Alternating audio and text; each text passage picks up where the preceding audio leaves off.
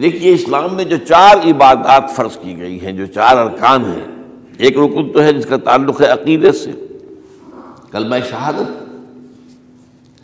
اور 4 ارکان وہ ہیں جن کا تعلق عبادات سے، نماز، روزہ، حج اور زکوٰۃ۔ ان میں ایک عجیب قسم کی تقسیم ہے، مثلاً 1 2 جمع 2 کی تقسیم بنتی ہے۔ 2 عبادات ان میں سے وہ ہیں جو ہر مسلمان پر فرض ہے، امیر ہو، غریب ہو، مرد ہو، عورت ہو، ہر ایک پر فرض ہے، نماز اور روزہ، یہ دونوں چیزیں ہر ایک پر فرض ہیں۔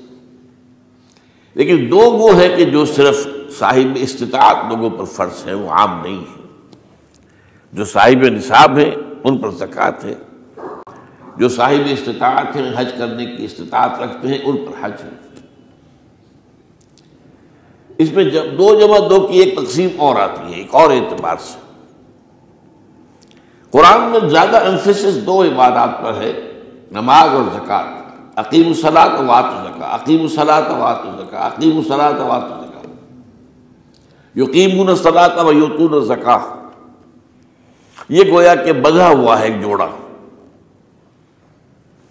جبکہ یہ صورتحال جو ہے روزے کی بھی نہیں ہے اور حج کی بھی نہیں ہے۔ صلاۃ اور زکوٰۃ کا حکم بے شمار مرتبہ قرآن میں آیا، اور روزے کے سارے احکام ایک مقام پر سورہ بقرہ کے 23ویں رکوع کی 6 آیات میں سب کا سب بیان ہوئی۔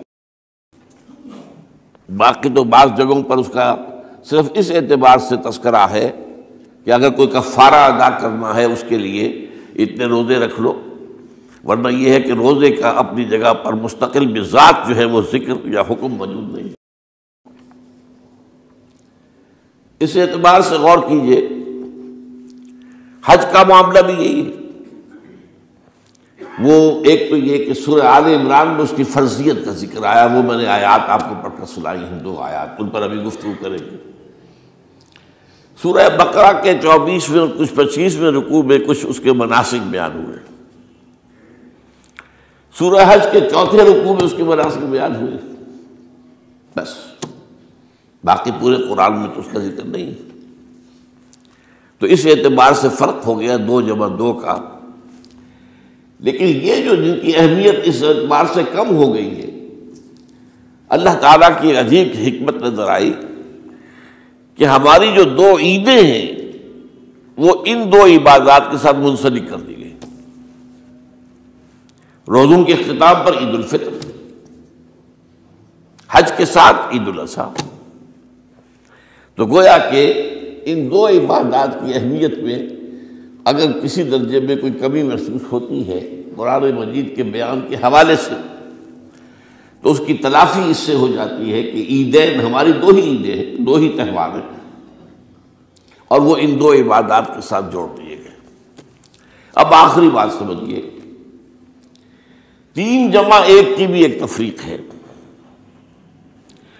3 عبادات وہ ہیں جو مؤقت ہیں صرف، یعنی معلق بالزمان، ان کا تعلق وقت کے ساتھ ہے، یہ نہیں کہ کسی خاص جگہ سے متعلق ہے۔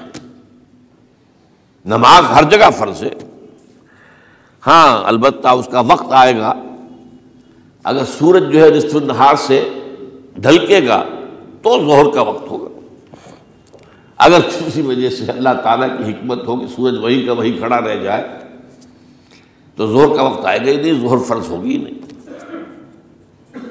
مغرب اسی وقت فرض ہوگی جبکہ سورج غروب ہو جائے، اگر کسی وجہ سے سورج غروب نہ ہو، اور کیا پتہ یہ ساری باتیں جو ہے قیامت کا جو زلزلہ آنے والا ہے اس میں یہ ساری ہی باتیں ہونے والی ہیں، سورج مغرب سے طلوع ہوگا یہ تو وضاحت کے ساتھ کہا گیا ہے، تو مغرب کا وقت نہیں آئے گا۔ اسی طریقے سے رمضان کا مہینہ آئے گا تو روزے فرض ہوں گے۔ اس حوالے سے یہ زمانے کا تعلق تو ہے لیکن کسی مکان سے کوئی تعلق نہیں۔ حج وہ ہے جس کے تقریباً تمام مناسک جو ہیں وہ ایک خاص مقام پر ادا ہوتے ہیں۔ آپ سفر کر کے جائیے، مکہ مکرمہ جائیے، اللہ کے گھر کا طواف کیجیے، پھر وہاں سے جو بھی روانگی ہوتی ہے یوم الترویہ 8 ذی الحجہ کو نکلیے اور جا کر منا میں قیام کیجیے ایک رات، پھر 9 کی صبح کو نکلے عرفات جائیے، عرفات میں شام تک قیام رہے گا، لیکن مغرب کی نماز کے وقت کے بعد وہاں سے نکلیں گے، مغرب وہاں پڑھیں گے نہیں، وہ جا کر مزدلفہ میں پڑھی جائے گی عشاء کے ساتھ ملا کر، چاہے کتنی دیر ہو جائے۔ بہرحال یہ ساری چیزیں ایک خاص مقام کے ساتھ ہیں، منسلک ہیں، ہر جگہ پر یہ ادا نہیں ہو سکتا۔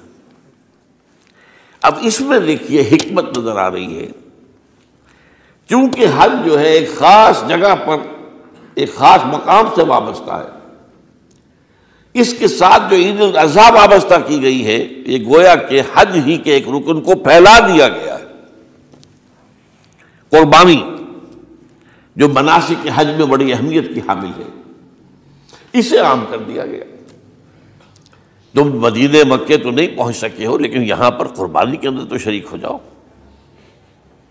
اور بعض مشابہتیں اور بتائی گئی ہیں کہ ذی الحجہ کا چاند طلوع ہو جائے تو اس کے بعد حجامت نہ کراؤ، ناخن نہ کاٹو، وہ جو کچھ بھی آپ کو معلوم ہے احرام کی کچھ پابندیاں ہوتی ہیں، ایک مشابہت کسی درجے میں، ٹھیک ہے ہم وہاں نہیں ہیں لیکن ان کے ساتھ ایک مشابہت پیدا ہو رہی ہے۔ تو قربانی در حقیقت جو ہے عید الاضحیٰ، وہ گویا کہ ایکسٹینشن ہے حج کی، کہ تمام عالم اسلام کے اندر جو ہے تمام مسلمان جہاں بھی کہیں ہیں وہ حج کے اس ایک منسک کے اندر شریک ہو جاتے ہیں۔ تو یہ میں نے چند باتیں تمہیداً عرض کی ہیں ان عبادات اربعہ کے بارے میں، ان کی جو ریلیٹیو حیثیت ہے ہمارے دین میں۔ اب آئیے حج کا معاملہ کیا ہے، وہ پورا ایک خاص علاقے سے متعلق ہے اور ایک خاص شخصیت سے متعلق ہے، یہ بھی نوٹ کر لیجیے۔ چنانچہ جو آیات میں نے آپ کو سنائی حج کے بارے میں، ان اول بیت وضع للناس للذی ببکۃ مبارکا وہدی للعالمین، یقیناً پہلا گھر جو بنایا گیا لوگوں کے لیے، یعنی اللہ کی عبادت کے لیے، کہ لوگ وہاں جمع ہوں اللہ کی عبادت کے لیے، وہ ہے جو بکہ میں ہے۔ بکہ اور مکہ یہ ایک ہی لفظ ہے، تورات میں بکہ کا لفظ آیا ہے، قرآن مجید میں مکہ۔ یہ تھوڑا فرق جو ہے یہ تلفظ کا ہو جایا کرتا ہے مختلف زبانوں کے اندر، جیسا کہ آپ کو معلوم ہوگا کہ آج کل جو عرب کے لوگ ہیں وہ قاف کو گاف پڑھتے ہیں، گل، گم، قم کی بجائے گم، قل کی بجائے گل، اقول لک اقول لک، وہ گاف۔ تو یہ جو ہے فرق ہو جاتا ہے۔ تو بکہ، وادی بکہ، یہ ہے در حقیقت مکہ مکرمہ۔ تو پہلا گھر جو بنایا گیا ہے، اور اس کے بارے میں جو یہ عام طور پر مشہور ہے کہ اس کے معمار حضرت ابراہیم ہیں، یہ بات صحیح نہیں ہے۔ اس کے معمار اول حضرت آدم علیہ السلام خود ہے۔ اول بیت ہے نا، پہلا گھر، تو کیا یہ ممکن ہے کہ آدم سے لے کر ابراہیم تک کوئی گھر اللہ کی عبادت کے لیے بنا ہی نہ ہو؟ تو ناممکنات میں سے اولا بیت میں خود دلیل موجود ہے۔ حضرت آدم علیہ السلام نے اس کی تعبیر کی، البتہ اس کے بعد بعض سیلابوں کی وجہ سے یہ عمارت گر گئی اور کچھ جو وہاں پر آبادی بنی تھی وہ بھی ختم ہو گئی۔ تو ایسے آتے ہیں، آپ کو معلوم ہے کہ یمن میں جب ان کا ایک بند ٹوٹا تھا بہت بڑا، سد معارب، تو پھر وہاں جو اتنی خوشحالی تھی اور جو وہاں پر جو باغات تھے اور جو کھیتیاں سب برباد ہو گئی، اور وہاں سے لوگ جو ہے نقل مکانی کرنے پر مجبور ہو گئے۔ یہی یمن کے قبائل تھے جو جا کر شام اور عراق میں آباد ہوئے، یہی یمن کے 2 قبیلے تھے جو مدینے میں آ کر آباد ہوئے، اوس اور خزرج، یہ یمن کے قبیلے تھے۔ تو اس بند کے ٹوٹنے کے بعد اگر خدا نہ خواستہ اگر ہمارا تربیلا ڈیم ٹوٹ جائے کیا ہوگا؟ پچھلے دنوں خبریں آئی ہیں اخبارات میں کہ ہندوستان میں غور ہو رہا ہے اس پر کہ تربیلا ڈیم کو اڑا دو۔ وہ سوچ رہے پاکستان کو ختم کرنے کی سبیل کیا ہو سکتی ہے، تو بڑی سمپل ہے اور بڑا آسان کام ہے، بمبارڈمنٹ کر دینا جو ہے، ٹھیک ہے ان کا جہاز آئیں، کچھ کو ہم گرا بھی لیں گے، لیکن کچھ تو آ کر جو ہے وہاں پر وہ اپنے بم جو ہے وہ ہدف کے اوپر گرا جائیں گے، کیا ہوگا؟ یوں سمجھیے کہ جو سونامی کا آیا تھا سیلاب، وہ سونامی کا سیلاب آئے گا بھارت پاکستان کے اوپر، اور ہر چیز تباہ و برباد ہو جائے گی۔ کم سے کم یوں سمجھیے کہ تقریباً 100 میل کی چوڑائی میں، اور یہ سب جو ہے ریگستان بن جائے گا، ہر چیز ختم ہو جائے گا، خدا نہ خواستہ، خدا نہ خواستہ۔ تو بہرحال سد معارف کے بعد یہ صورتحال واقع ہوئی تھی۔ تو اس کے بعد سے یہ جو ہے یہ اللہ کا گھر یہ جو ہے گرا ہوا تھا، اس کی کوئی اب صرف یہ کہ قواعد رہ گئے تھے۔ قواعد کہتے ہیں جو بنیادیں ہوتی ہیں، وہ پھر اللہ تعالیٰ نے حضرت ابراہیم کو بتائیں کہ یہ ہیں وہ بنیادیں جن پر کہ وہ گھر ہوتا تھا۔ وَإِذْ يَرْفَعُ إِبْرَاهِيمُ الْقَوَاعِدَ مِنَ الْبَيْتِ وَإِسْمَاعِيلُ، ان بنیادوں پر حضرت ابراہیم اور اسماعیل نے مل کر دو معماران حرم نے یہ عمارت جو ہے دوبارہ تعمیر کی ہے۔ تو گویا کہ حضرت ابراہیم علیہ السلام معمار دوم ہے، معمار اول اس کا جو ہے وہ خود حضرت آدم علیہ السلام۔ فیہ آیات بینات مقام ابراہیم، مقام ابراہیم ہے، جو بھی وہاں گئے ہیں انہوں نے دیکھا ہے کہ ایک پتھر تھا جس پر کھڑے ہو کر حضرت ابراہیم علیہ السلام تعمیر کر رہے تھے۔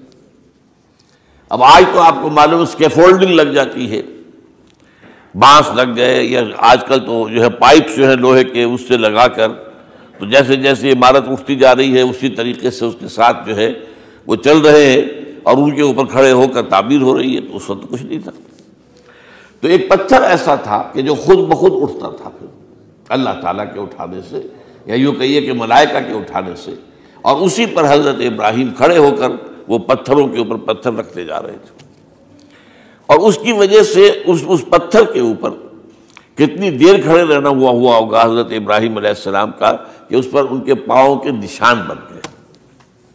وہ ہے مقام ابراہیم، جو آپ نے دیکھا ہوگا کہ وہاں ایک بہت خوبصورت قسم کا ایک پنجرا سا بنا ہوا ہے، اور اس کے اندر وہ مقام ابراہیم ہے۔ اور جب بھی طواف کرتے ہیں تو طواف کے بعد 2 رکعتیں جو ہے وہ پڑھی جاتی ہیں ابراہیم، مقام ابراہیم کے پیچھے، جتنا بھی قریب تر ہو کر پڑھا جا سکے، لیکن بہرحال رخ ادھر رہے۔ تو فیہ آیات بینات مقام ابراہیم ومن دخلہ کان آمنا۔ تو ایک تو یہ کہ وہ نشانیاں ہیں، وہ اللہ تعالیٰ جن لوگوں کی کہ دل کی آنکھ کھلی ہو، روحانی آنکھیں کھلی ہو، ان کو دکھاتا ہے، اور ایک وہ ہے کہ جو ہماری ان سامنے کی ظاہری آنکھوں کو بھی نظر آتی ہے۔ یہ نوٹ کر لیجئے کہ یہ مقام امن کا گہوارہ رہا ہے۔ عرب میں لوٹ مار، قتل، غارت، قتل کے بدلے میں قتل، پھر قتل کے جواب میں قتل چلتا تھا، لیکن اس وقت بدترین دور میں بھی عربوں کا معاملہ یہ تھا کہ کوئی شخص فرض کیجئے کہ وہ کئی مہینے سے اپنے باپ کے قاتل کو ڈھونڈ رہا ہے تاکہ قصاص لے سکے، بدلہ لے سکے، اسے قتل کر سکے، اسے کہیں نظر نہیں آ رہا، اچانک حرم میں نظر آ جاتا ہے، وہاں وہ نقصان نہیں پہنچائے گا اسے۔ یہ امن کا گھر ہے، اللہ تعالیٰ نے اسے امن کی جگہ بنایا ہے، بلد الامین کہا گیا ہے اس کو، امن والا شہر۔ تو یہ جو ہے یہ تو آج تک بھی اس کی جو برکت ہے وہ نظر آتی ہے۔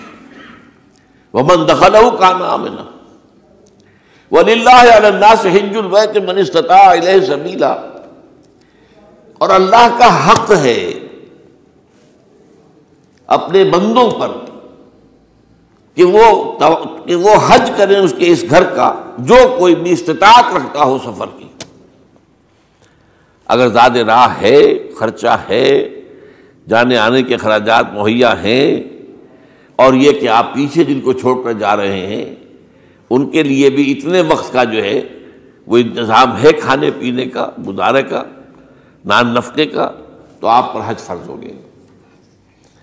اب اگر اس فرضیت کے بعد کوئی شخص تاخیر کرتا ہے وہ بڑے گناہ کے اندر مبتلا ہے۔ جیسے ہی فرضیت ہو جائے، پہلا کام جو ہے، پہلا قرض جو ہے، یوں سمجھیے یہ اللہ کا قرض ہے بندوں پر۔